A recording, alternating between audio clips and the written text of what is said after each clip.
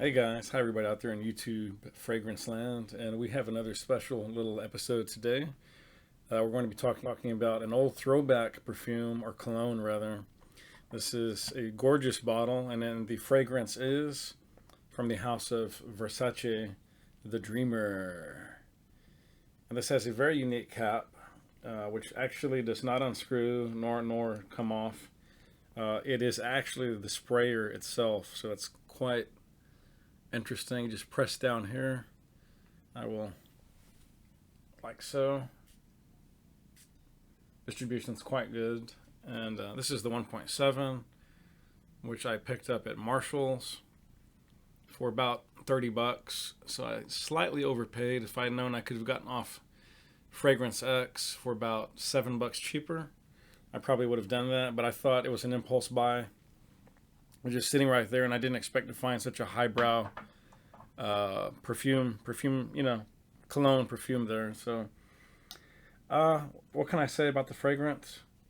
This is an old throwback that was released initially in 1996. So, tastes in the cologne and perfume industry were quite different than what they are now, which is quite easy to see. But this is basically sort of a hybrid fougere, and it is a complex, somewhat complicated scent. This is not a very simple, one-dimensional fragrance.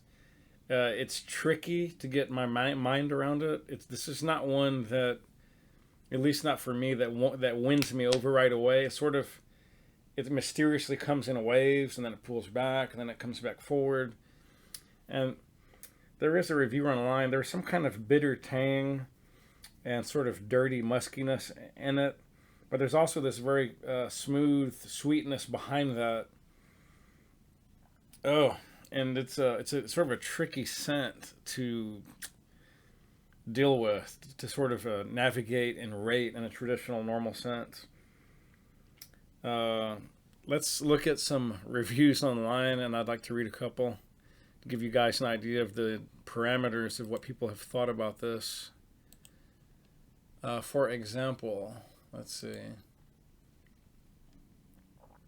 Here's one website, and the reviewer writes quite well. I don't think I'm going to read the whole thing. It's a very long article that they've written. But in a nutshell, I'll pick out little points that sort of stand out to me. And he starts off by saying, Versace the Dreamer is a stellar follow-up to the down-market darling that was Versace Blue Jeans 1994, and does riff a little close in its dry down to Dolce & Gabbana Pour Homme, also 94, which shares its tobacco lead finish, or tobacco lead. The Dreamer has a gorgeous bottle. It says the Dreamer essentially takes the tobacco and iris dynamic duo polarized by the aforementioned Dolce & Gabbana scent and focuses itself on it, shedding a lot of the other fresh fougere trappings outside maybe the tonka, and being something of a hybrid between a fougere, oriental, and gourmand. Because this is kind of a very gourmandy, light pepper tobacco type note. Versace themselves describe the Dreamer as a for man who knows no limits and lives his power with confidence, and his elegance with spontaneity, a real explorer of the world. And it says it's one of the few times a corporate blurb gets quite close to the mark. It says it's elegant, a bit spontaneous, as its top and heart return occasionally to the fore during the wear, more so admittedly in newer formulations than in vintage due to toned down bases. It's remarkably light yet crisp, with hints of sweetness and richness throughout, with that 90s cleanliness keeping it all in check. Then he goes on to say it opens with wisps of lavender, clary sage, which is again that dirty note, and mandarin. This is a very subdued mandarin, though. It does not at all sparkle like a bright modern citrus. It's there, but it's, for me at least, is very subdued. It lets you know its perfumer, Jean-Pierre Bottart, initially had fresh fougere on the brain, juniper lily, iris joy in the middle, which is one point of difference from the reference Dolce & Gabbana scent, which had iris in the base, holding hands with its more subdued tobacco. Okay, on and on and on and on. It does have a little coumarin and aqueous florals. I would agree with all this. Some amber, not much.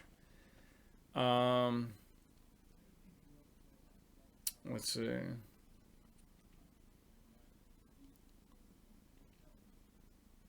Yeah, it says regardless of what you or I think it should be labeled, it's just a solid but slightly quixotic scent due to what it champions and less universal in appeal compared to its rivals, as not everyone loves the smell of a fresh cigarette pack no matter how many flowers you stuff in it. Um, that's kind of fairly accurate, guys. I hadn't thought about it, but it smells kind of like a funky, slightly old, rained a little bit cigarette pack with maybe one or two cigarettes left inside, with a couple of flowers and some kind of aqueous note thrown in, maybe a little amber, maybe a little white rose or some kind of rose. So let's talk about silage and projection and longevity. So silage was actually much better than what I thought it would be.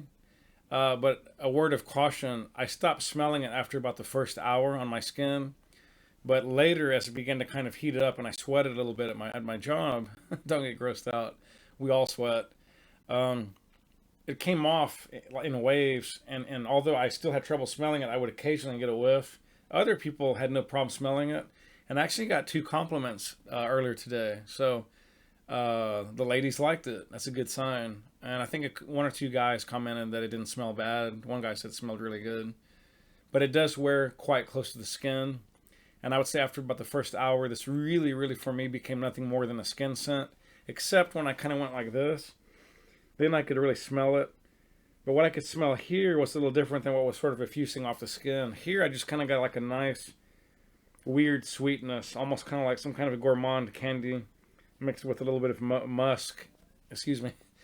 Warm candy mixed with musk and, I don't know, ambergris or something like that. And petitgrain or something with just a hint of florals and orange. But it was mostly just kind of a sugary, sweet, slightly funky vibe. I don't know. People that smelled it really liked it. For me, though, and let me see if I can find this other review that kind of hits it on the head. It is very smooth, I will admit, with some reviewers who had criticized it for being synthetic and harsh. The opening is a little harsh because of the funkiness of the, what is that first note that we mentioned? The clary sage, I believe, is that funky note, but I wouldn't call it synthetic. It's blended very, very smoothly from top to bottom. Problem is, though,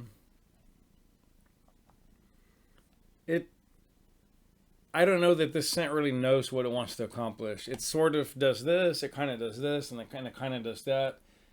But it doesn't do any of those individually as good as some of its competitors, and it certainly doesn't do any of them better than some of the newer competitors. So, for me, this is a little bit of a strange scent. It's not bad at all. It's quite good, but I can't smell it enough when it's on me, even when I go like this. I don't feel like I'm covered enough. I don't feel like I'm projecting enough. Although some of that, again, may be false, I'm not detecting it enough.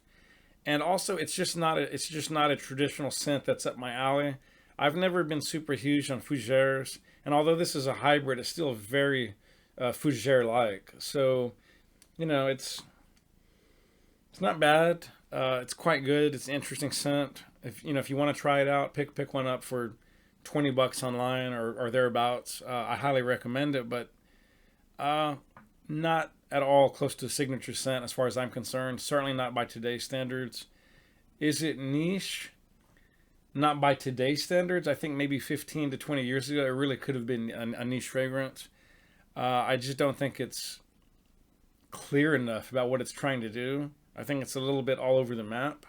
It's interesting. It's well made. It smells like high quality ingredients, with the exception of that clary sage, which is just bitter and funky to my nose. Not at all what I'm looking for in a fragrance. But overall, it mellows down into something that's quite interesting and fairly sweet and gourmandish.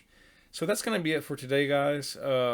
Hope you like the show. Hope you like this review. If you want to check it out for an old throwback, pick you up a bottle. This is the box of Versace the Dreamer. Again, this is the 1.7 ounce, but you can pick up a bigger one if you love it or just want to sell decants online. Until next time, guys, you know what I like to say. While I keep it real on this channel, spray often, spray well, and live life on your terms, not someone else's. Peace.